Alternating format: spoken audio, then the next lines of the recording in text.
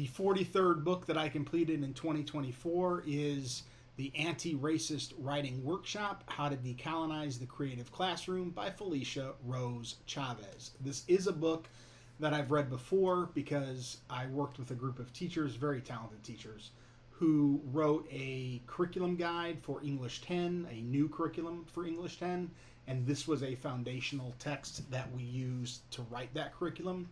I myself do not identify with some of the things, some of the racist at worst, prejudiced in the middle, naive at best practices of some professors that Chavez talks about in this book. I am aware that I am a white male, so I would be the obvious person to not pick up on some of the things in this book, or to not see through some of my own biases. But it's an excellent book. She's got basically a few different ideas to create a more diverse, creative writing, or just creative classroom in general. The first thing that Chavez thinks we need to do is we need to decentralize power in the classroom so that the power doesn't belong to the professor alone, but the power is shared amongst everyone in the room. And that way, what is probably the white male professor, right, is not in charge of everybody's thinking, that it's a shared communal classroom. And that is certainly what I experienced in the two creative writing classes that I took. It was definitely decentralized power. She also has the idea that we need to pick diverse pieces. And she doesn't just mean racially diverse pieces, but also people with disabilities or autistic people or whatever kind of diversity we can think of, class diversity. That we can't just keep going to what is considered the Western canon, because the Western canon is basically white males, and so we're lacking perspective if that's what we lean on. She also says that in a lot of creative writing classrooms, and this is an aspect that I've never ran into this before, but the way she makes it sound, it is a very common practice, and that is to write poems and write stories that mimic a published author's work. So, for example, this is an obvious example, but you might be in a creative writing class and you have to write a short story, and so you do it in Hemingway's minimalist style.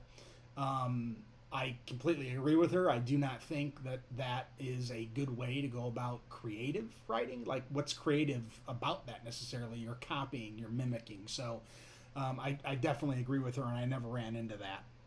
She was born and raised in Albuquerque, New Mexico, Chavez, and then she moved to Chicago for college. And then she went to the esteemed Iowa Writers Workshop, where she ran into blatant racism, and it wasn't even racism that people realized. She would be in the room sometimes, and people would say things very innocently, and they weren't hearing themselves. Now, Felicia Rose Chavez was attending the Iowa Writers Workshop, a few years ago. But my creative writing classes were with Alice Fryman at the University of Indianapolis in 1993, and with Michael Doberstein at Purdue University. I'm not sure the year. I want to say maybe like '02 or '03. And we did not go about creative writing in the way that Chavez explains in this book. So I'm very proud of that. At the same time, like I said before, I'm aware that there are probably things that went on in those classes that I just don't even see.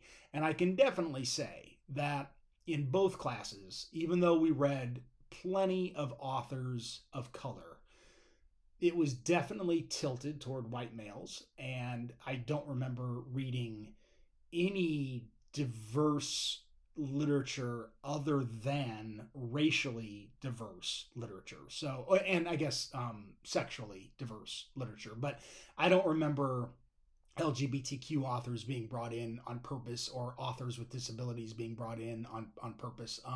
And even though we read plenty of women, we still read more males than we read women. So my classes definitely fit the description of this book in that way. I just don't think that they fit the description of this book in other ways, and I'm very proud of that. And I think that I took good creative writing classes as a result. So this was a book that I could identify with in a lot of ways. At the same time, I realize who I am and what my demographic is, and I know that I don't necessarily understand everything that she was saying, but this is an excellent book, and I think any teacher, especially an English teacher, but really any teacher, should read this book.